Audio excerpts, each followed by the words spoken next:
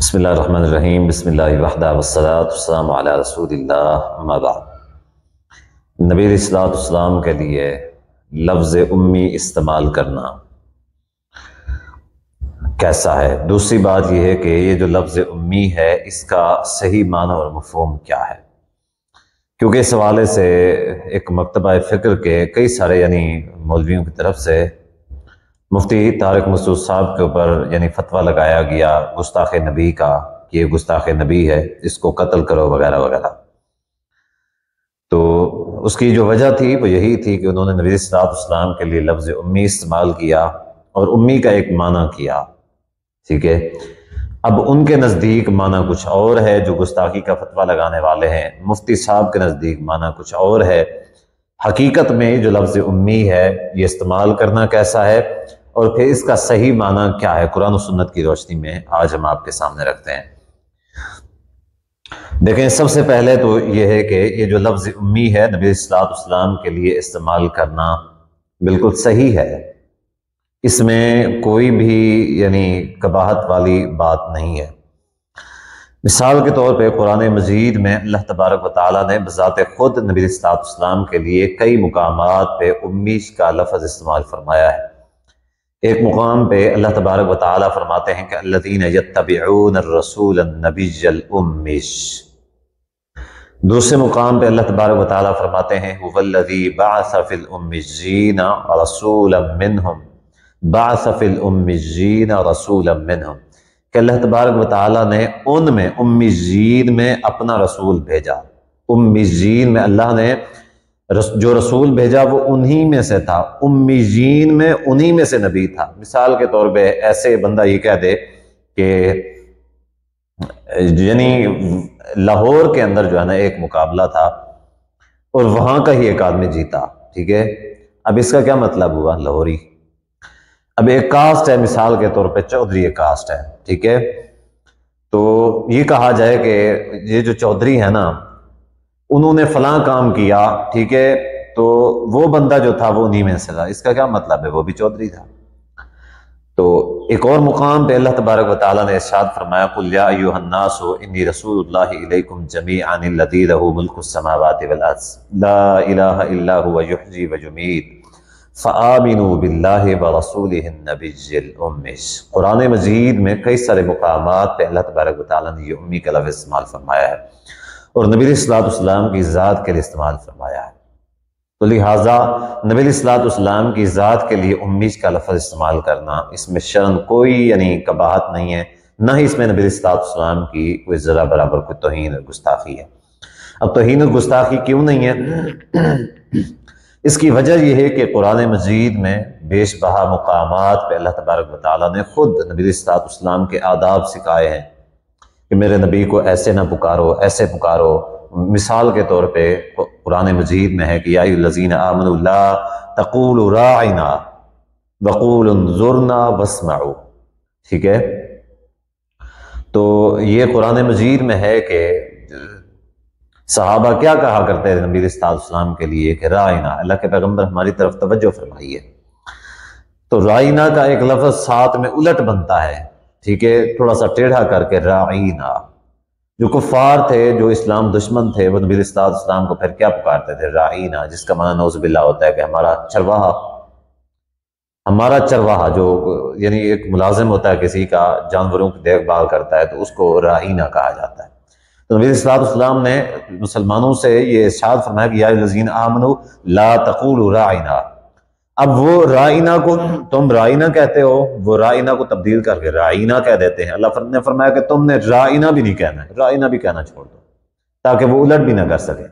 قرآن مجید میں اللہ تبارک و تعالیٰ نے فرمایا یا ایھا الذین آمنوا لا ترفعوا اصواتکم فوق صوت النبی، نبی علیہ الصلوۃ والسلام کی آواز کے سامنے اپنی آواز کو بلند نہ کرو، ادب سکھایا ہے۔ ایک اور مقام پہ لا تجعلوا دعاء الرسول کدعاء بعضکم بعضا، میرے نبی کو ایسے نہ پکارو جیسے آپس میں ایک دوسرے کو پکارتے ہو، آپس میں ایک دوسرے کو۔ اب جنہوں نے ایسے نبی علیہ الصلوۃ والسلام کو پکارا بھی ہے، ٹھیک ہے، تو اللہ تبارک و تعالیٰ نے کیا فرمایا؟ من وراء الحجرات اکثرهم لا یعقلون، جو حجرے کے پیچھے سے پکار رہے تھے نا، نبی علیہ الصلوۃ والسلام کو بلا رہے تھے، نبی علیہ السلام نے فرمایا یہ بے عقل لوگ ہیں۔ تو گویا کہ یعنی بیش بہا مقامات ہیں جن میں اللہ تبارک و تعالیٰ نے بذات خود آداب سکھائے اپنے نبی کے، ایسے نہیں پکارنا، ایسے نہیں پکارنا، ایسے نہیں پکارنا، یہ میرے نبی کے شان کے خلاف ہے، یہ خلاف ہے، ایسے بلانا ہے، ایسے پکارنا ہے، ایسے نہیں کرنا، وغیرہ وغیرہ۔ یہ نبی صلی اللہ علیہ وسلم کے آداب خود بتائے اور سکھائے ہیں۔ تو کہیں بھی قرآن مجید میں اللہ تبارک و تعالیٰ نے دیکھیں یہ بتایا ہے، رائنا کا لفظ استعمال فرمایا ہے، لیکن کسی کو منع نہیں کیا کہ تم نے ایسا نہیں پکارنا۔ تو ظاہر ہے کہ اللہ خود نبی صلی اللہ علیہ وسلم کا ادب کرتا ہے، تو یہ لفظ اگر ادب کے خلاف ہوتا تو اللہ تبارک و تعالیٰ خود نہ استعمال فرماتا، اور یہ ہے کہ اگر اللہ خود استعمال بھی فرماتا تو کم سے کم امت سے یعنی امت کو روک دیتا کہ تم نے یہ لفظ استعمال نہیں کرنا، میں چونکہ رب ہوں میں استعمال کر سکتا ہوں لیکن تم نہیں کر سکتے، ایسا نہیں ہے۔ تو اس وجہ سے جو لفظ امیج ہے یہ نبی صلی اللہ علیہ وسلم کے لیے استعمال کیا جا سکتا ہے۔ اب دوسرا جو مسئلہ ہے وہ یہ ہے کہ اس کا صحیح معنی کیا ہے۔ مفتی طارق مسعود صاحب نے یہ جو لفظ امی ہے اس کا معنی یہ کیا کہ نبی صلی اللہ علیہ وسلم لکھنا پڑھنا نہیں جانتے تھے، ٹھیک ہے۔ دوسرے جو مارکہ ہیں انہوں نے کیا کیا، گستاخی کا فتویٰ لگا دیا کہ نعوذ باللہ نعوذ باللہ، انہوں نے نبی صلی اللہ علیہ وسلم کے بارے میں توہین کر دی کہ آپ تو لکھنا پڑھنا نہیں جانتے تھے، آپ نعوذ باللہ ان پڑھ تھے، اعاذنا اللہ من۔ تو دیکھیں ایسا صحیح معنی جو ہے امیز کا یہی ہے کہ نبی صلی اللہ علیہ وسلم لکھنا پڑھنا نہیں جانتے تھے۔ سب سے پہلی بات اللہ تبارک و تعالیٰ نے پھر اگر نبی صلی اللہ علیہ وسلم لکھنا پڑھنا نہیں جانتے تھے تو پھر قرآن مجید میں ضروری تھا کہ اللہ تبارک و تعالیٰ یہ بات فرماتا کہ میرا نبی لکھنا پڑھنا نہیں جانتا ہے۔ اب سوال پیدا ہو سکتا ہے کہ جب نہیں جانتے تھے تو نہیں جانتے تھے، بس اللہ تبارک و تعالیٰ نے پھر یہ کیوں اعلان فرمایا بار بار کہ امیز ہے میرا نبی، امیز ہے؟ اس کا جواب ہی ہے اس وجہ سے کہ نبی صلی اللہ علیہ وسلم کے اوپر وحی نازل ہوتی اور نبی صلی اللہ علیہ وسلم یہ جو کفار مشرکین ان کو جا کے بتاتے کہ اللہ تبارک و تعالیٰ کی طرف سے میری طرف وحی آئی ہے، قرآن مجید ان کو سناتے جو وحی کا ہوتا، تو وہ لوگ کیا کہتے کہ ام یقولون افترا، وہ کہتے کہ اس نے اس کو گھڑا ہے، یعنی نبی صلی اللہ علیہ وسلم کی ذات کے بارے میں وہ کہتے کہ یہ کلام جو ہے نا قرآن مجید یہ اس کا خود کا ذاتی ہے، اس نے خود ہی بنا لیا، اور خود ہی بنانے کے بعد یہ کہتا ہے کہ یہ اللہ کا کلام ہے، اللہ کی طرف منسوب کرتا ہے۔ تو اس وجہ سے اللہ تبارک و تعالیٰ نے بارہا مقامات پہ کہ تم یہ کہتے ہو کہ میرے نبی نے بنا لیا ہے، اللہ فرماتے ہیں میرے نبی تو لکھنا پڑھنا بھی نہیں جانتے، اور تمہیں شرم نہیں آتی کہ میرے نبی کے اوپر الزام لگاتے ہو اور کہتے ہو کہ اس نے خود بنا لیا ہے، میرے کلام کے بارے میں کہتے ہو کہ اس نے خود بنا لیا ہے۔ تو بارہا مقامات پہ اللہ تبارک و تعالیٰ نے کیا فرمایا کہ امیز رسول، امیز رسول، امی رسول، تاکہ ان کو پتہ چلے کہ میرا رسول جو ہے وہ لکھنا پڑھنا نہیں جانتا، تو اتنی بڑی بڑی باتیں، حکمت والی، عقل و دانائی والی باتیں وہ کیسے کر رہا ہے؟ یقیناً وہ اللہ تعالیٰ کی طرف سے وحی ہے، اللہ کا سکھایا ہوا ہے۔ تو ظاہر ہے کہ اس وجہ سے اللہ تبارک و تعالیٰ نے قرآن مجید میں بارہا مقامات پہ امیز نبی صلی اللہ علیہ وسلم کو کہہ کے مخاطب کیا ہے۔ اب دوسری بات یہ ہے کہ کیا امیز توہین ہے نبی صلی اللہ علیہ وسلم کی؟ اس کا جواب یہ ہے کہ امیز توہین نہیں ہے۔ امیز توہین کیوں نہیں ہے؟ توہین اس وجہ سے نہیں ہے کہ مثال کے طور پہ ہم کہتے ہیں یا مفتی صاحب نے کہا کہ نبی اسلام لکھنا پڑھنا نہیں جانتے تھے، اور دوسرے جو ہے نا میلادی انہوں نے یہ کہا کہ یہ تو گستاخی ہے، نعوذ باللہ نبی اسلام لکھنا یہ جانتے ہیں، نبی اسلام نہیں جانتے تھے، یہ توہین ہو گئی ہے، کیونکہ لکھنا پڑھنا تو جو ہے نا وہ نہ جاننا جو ہے نا یہ تو وہ ہوتی ہے، توہین ہوتی ہے۔ اگر کوئی ان پڑھ ہے یا لکھنا پڑھنا نہیں جانتا، اگر کسی کے بارے میں یہ کہا جائے تو وہ اس کے لیے یعنی حکارت ہوتی ہے، اس کا جو ہے نا مائنس پوائنٹ ہوتا ہے، تو پھر یہ ہے کہ نبی صلی اللہ علیہ وسلم کی نعوذ باللہ توہین ہے۔ اب میں یہاں پہ ایک سوال کرتا ہوں کہ کیا اللہ تعالیٰ کی اولاد ہے؟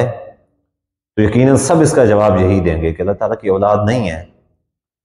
کیوں اللہ تعالیٰ کی نعوذ باللہ؟ پھر میں اگر یہی کہنا شروع کر دوں کہ نعوذ باللہ اللہ تعالیٰ کی اولاد نہیں ہے، کیا نعوذ باللہ تم اللہ تعالیٰ کی توہین کرتے ہو، تمہاری اولاد ہے، اور اللہ کے بارے میں نعوذ باللہ تم یہ کہتے ہو کہ اللہ بے اولاد ہے؟ اب کوئی یہ نہ کہنا شروع کر دے کہ یہ تو توہین ہے، اس نے اللہ کو بے اولاد کہہ دیا، نعوذ باللہ کہ اللہ کی کوئی اولاد نہیں ہے۔ تو کیا اب مثال کے طور پہ میں آپ کو یہ بتاتا ہوں کہ اللہ کے لیے اولاد کا نہ ہونا یہ اللہ کی صفت ہے، اولاد نہ ہونا یہ اللہ کی صفت ہے، اور مخلوق کے لیے کیا ہے؟ اولاد کا نہ ہونا عیب ہے۔ اب دونوں باتیں اللہ کے لیے اور مخلوق کے لیے برابر نہیں ہو سکتی۔ قرآن مجید میں اللہ تبارک و تعالیٰ نے بارہا مقامات پہ فرمایا ہے کہ جو یہ کہتے ہیں کہ اللہ کی اولاد ہے، اللہ فرماتے ہیں یہ جھوٹ مانتے ہیں. اللہ فرماتے ہیں یہ جھوٹے اور کذاب ہیں، یہ میری ذات کے اوپر الزام تراشتے ہیں. تکاد السماوات یتفطرن من وتنشق الارض وتخر الجبال ہدا، قریب ہے آسمان پھٹ جائے، زمین پھٹ جائے یا پہاڑ ریزہ ریزہ ہو جائیں. ان دعوا للرحمن ولدا، اس بات کے اوپر کہ انہوں نے اللہ کا بیٹا بنا لیا ہے، اللہ کی اولاد بنا لی ہوئی انہوں نے. اللہ کو یہ بات اتنا ناگوار اور سخت گزری. اللہ فرماتے ہیں انہوں نے میری اولاد بنائی ہوئی ہے. تو کیا مطلب کوئی یہ کہنا شروع کر دے نعوذ باللہ یہ تو اللہ کو بے اولاد کہتا ہے کہ اللہ کی اولاد نہیں ہے، لہٰذا اللہ کی توہین ہے. تو جیسے اللہ کی اولاد نہیں ہے یہ ہم عقیدہ رکھتے ہیں، اور یہ اللہ کی کوئی توہین نہیں ہے کہ اللہ کی اولاد نہیں ہے، یہ اللہ کی صفت ہے. صفت کیوں ہے؟ اس وجہ سے صفت ہے کہ انسان کی اولاد نہیں ہے تو ظاہر ہے اولاد کس چیز کے لیے ہوتی ہے کہ سہارا بنے گی بڑھاپے میں، اولاد سہارے کے لیے ہوتی ہے. تو جس کی اولاد ہے تو اس کے لیے تعریف ہوتی ہے کہ یہ جو نا ایک کامل مرد بھی ہے اور اس کا بڑھاپے میں سہارا بھی ہے. تو اللہ تعالیٰ کی صفت یہ ہے کہ اللہ تعالیٰ کو کوئی کمزوری نہیں ہے، کسی سہارے کی کوئی ضرورت نہیں. اللہ کی طاقت جو ہے وہ دائم اور قائم ہے، جس میں کسی قسم کی کمی نہیں ہو سکتی، کسی قسم کا کوئی زوال نہیں آ سکتا. تو اس وجہ سے اللہ کو اولاد کی ضرورت ہے ہی نہیں. اللہ محتاج ہی نہیں ہے، انسان محتاج ہے. جب اللہ محتاج نہیں ہے تو یہ اللہ کی تعریف ہے کہ اللہ کی اولاد نہیں ہے. تو انسان کے لیے یہ عیب ہے کہ انسان کی اولاد نہیں ہے، اللہ کی تعریف ہے. اسی طریقے سے نبی علیہ الصلوۃ والسلام کا لکھنا پڑھنا نہ جاننا یہ نبی علیہ الصلوۃ والسلام کی صفت ہے. کیونکہ اگر دنیا کے اندر نبی علیہ الصلوۃ والسلام کا کوئی استاد ہوتا، ٹھیک ہے، کوئی یعنی ظاہر ہے کہ نبی علیہ الصلوۃ والسلام کا مقام و مرتبہ جو ہے نا کیسے ہوتا؟ پھر ظاہر ہے استاد سے تو بندہ کم ہوتا ہے، استاد کے آداب ہوتے ہیں. ظاہر ہے کہ وہ جو سکھاتا جو پڑھاتا نبی علیہ الصلوۃ والسلام اس کے محتاج ہوتے. اب اللہ نبی علیہ الصلوۃ والسلام کی صفت یہ ہے کہ نبی علیہ الصلوۃ والسلام کا دنیا میں کوئی استاد نہیں ہے، بلکہ ڈائریکٹ اللہ تبارک و تعالیٰ استاد ہے، اور اللہ نے ڈائریکٹ اپنے نبی صلی اللہ علیہ وآلہ وسلم کو سکھایا ہے. اب کچھ لوگ یہ کہتے ہیں کہ نہیں، پہلے نبی علیہ الصلوۃ والسلام کیا تھے؟ لکھنا پڑھنا نہیں جانتے تھے، لیکن پھر بعد میں اللہ تعالیٰ نے کیا کیا؟ لکھنا پڑھنا سکھا دیا. ایسا بھی نہیں ہے. نبی صلی اللہ علیہ وسلم کو کہیں سے کوئی ثبوت نہیں ملتا کہ لکھنا پڑھنا پھر بعد میں آ گیا ہو.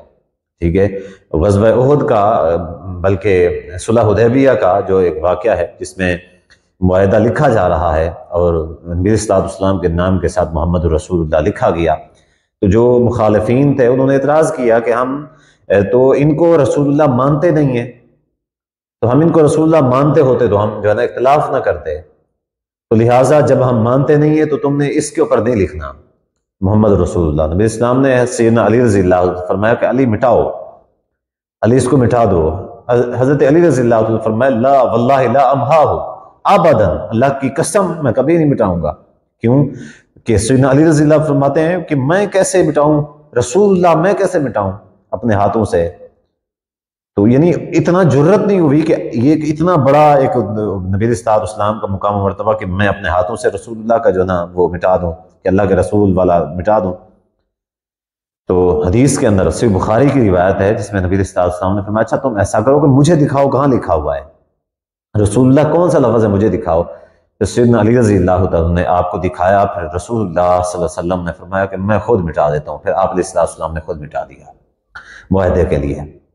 تو الغرض یہ ہے کہ نبی علیہ الصلوۃ والسلام کو پتہ نہیں تھا کہ یہ کون سا لفظ ہے. اب اس میں بھی گستاخی کا الزام نکالا جائے، پھر گستاخیاں لگائی جائیں.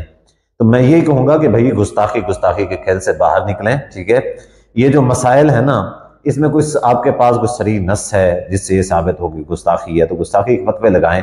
ایسے کسی بھی یعنی ایک رسول اللہ صلی اللہ علیہ وسلم کے مطیع و فرم بردار سے، ایک عالم دین سے، یا ایک ایسا جو شخص ہے جو نبی صلی اللہ علیہ وسلم سے محبت کرنے والا ہے، اس کے اوپر ایسے جو ہے نا گستاخی کے فتوے لگا دینا، جبکہ اس کے مقابلے میں تم خود گستاخی کے اتنے بڑے کام کرتے ہو جو ایک مسلم گستاخی ہے، لیکن اس کے باوجود بھی ہم گستاخی کا فتویٰ نہیں لگاتے. اس وجہ سے کہ ہم یہ سمجھتے ہیں کہ انجانی گستاخی ہے، جان بوجھ کے گستاخی نہیں کی ہے. اس وجہ سے ہم گستاخی کا فتویٰ نہیں لگاتے، کیونکہ گستاخی تو وہی ہوتی ہے کہ جو جان بوجھ کے جس کا مقصد ہو انجانے میں کسی سے توہین ہو جائے تو ظاہر ہے کہ وہ اس توہین سے بری ہے، اس کے اندر اس کی کوئی یعنی اختیارات موجود نہیں تھے.